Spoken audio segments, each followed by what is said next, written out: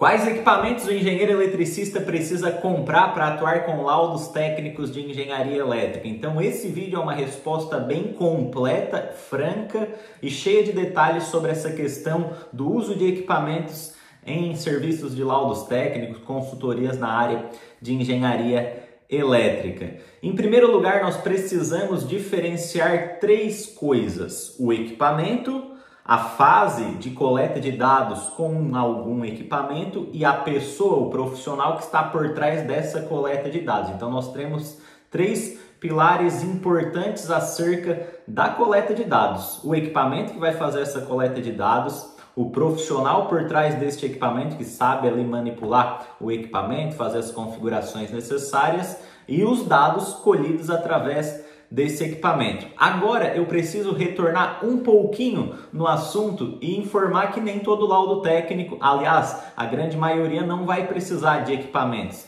A gente precisa primeiro entender muito bem qual é a demanda do nosso cliente. Então muita gente acaba errando ao fazer um investimento precoce, digamos assim, em um equipamento, gerando despesas ali para o seu negócio, para a sua empresa, e também gerando uma pressão de resultados, tá? Mas em primeiro lugar nós precisamos conversar com o cliente, entender ali a situação. Existem laudos técnicos que têm uma tendência de utilização de equipamentos e existem laudos técnicos que não têm uma tendência de utilização de equipamentos. E ambos possuem as suas exceções. Vou dar um exemplo bastante claro aqui para vocês. O laudo técnico de ICMS, quando a gente precisa fazer a classificação do consumo de energia elétrica em uma instalação elétrica e industrial, no caso, e precisamos analisar ali o consumo na área produtiva e na área extraprodutiva, a gente vai fazer um mapeamento e normalmente nós vamos utilizar o levantamento de cargas, né, a forma mais rápida de ser feita,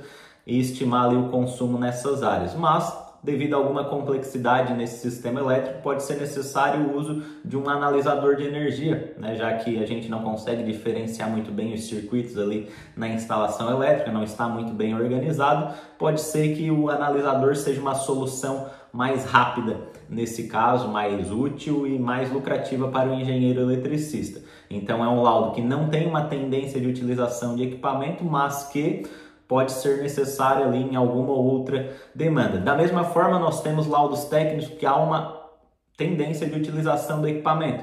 O laudo de SPDA, por exemplo, é um laudo que vai precisar de no mínimo 1 miliomímetro na maioria das situações. Mas pode ser que aquele cliente estava precisando só de uma inspeção visual naquele sistema, né? E a norma recomenda uma avaliação periódica de inspeção visual. Então pode ser uma demanda que não é a mais frequente nesses casos, mas que também não precisaria de nenhum equipamento, só um registro fotográfico, por exemplo. Então é muito importante o engenheiro eletricista conseguir conversar com o cliente, entender o escopo e a demanda realmente, as necessidades desse cliente realmente. Claro, a gente pode alertar, às vezes é necessário fazer um trabalho maior do que o cliente está solicitando, e isso vai ser através de uma negociação, de uma conversa, uma venda consultiva ali com o cliente. Outro exemplo, análise de energia, né? Diagnóstico na energia elétrica. Via de regra, é um exame que vai precisar de um analisador de energia. A tendência é a utilização de um equipamento. Agora eu vou fazer um alerta importante.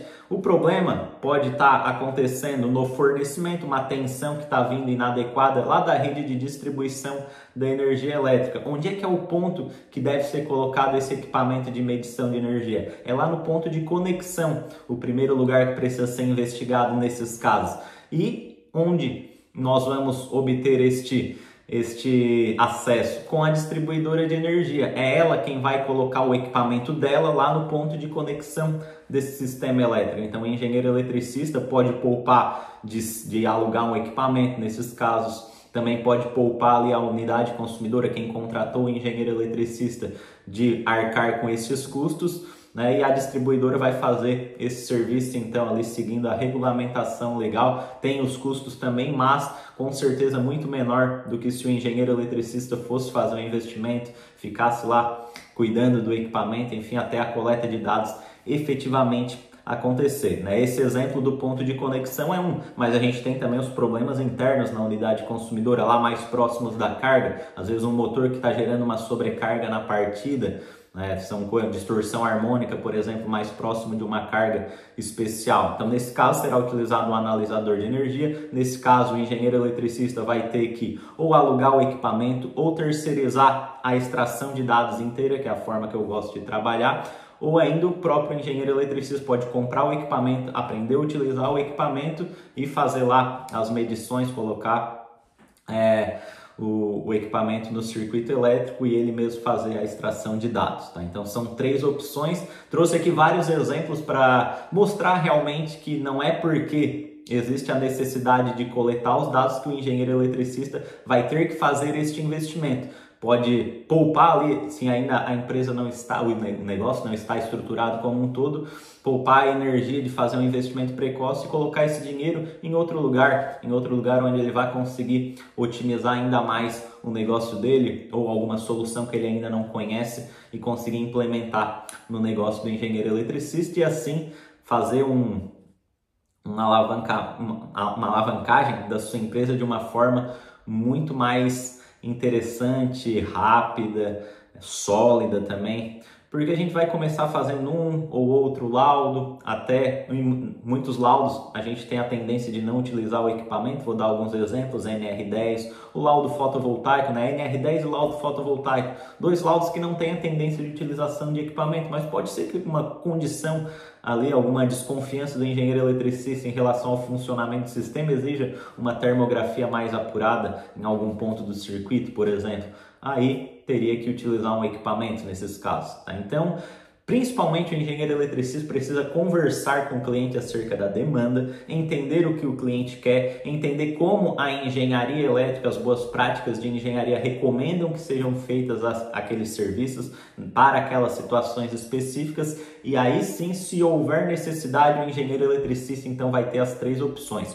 Comprar o equipamento, aprender a utilizar este equipamento e ele mesmo coletar os dados, alugar o equipamento, aprender a utilizar o equipamento e ele mesmo coletar esses dados, ou terceirizar a coleta de dados inteira. Terceiriza o equipamento, aluga o equipamento já com uma pessoa que sabe manipular este equipamento. Então, o engenheiro eletricista, nesse último caso, não perde tempo aprendendo a mexer no equipamento, ele apenas recebe, né? Claro, vai fazer ali um pagamento, vai fazer um orçamento com essa outra empresa ou outra pessoa que vai fazer a extração de dados e aí sim vai trabalhar da forma como eu mais gosto de trabalhar, que é com a solução.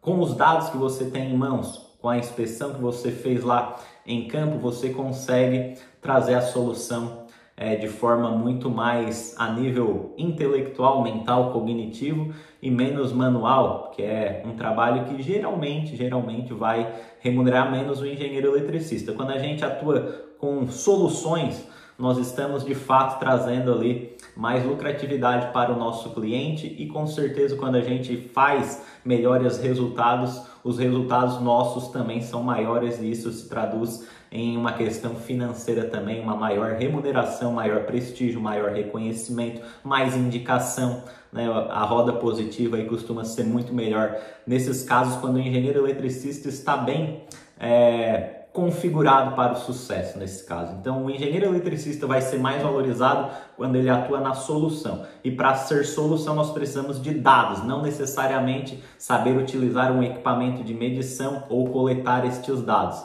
Deu para entender a diferença? Se você quer ser um engenheiro eletricista que gosta de atuar aí com laudos técnicos, quer atuar como autônomo na área de laudos técnicos, eu te convido a se inscrever na lista de espera da formação de laudos elétricos para as indústrias aqui da elétrica forense. O link está na descrição do vídeo. Coloque seus dados que quando nós abrirmos uma nova turma, você será chamado ali, você será avisado dessa nova turma da formação. No mais, deixe seu like, se inscreva aqui no canal e acompanhe nos próximos vídeos. Um grande abraço e até o próximo.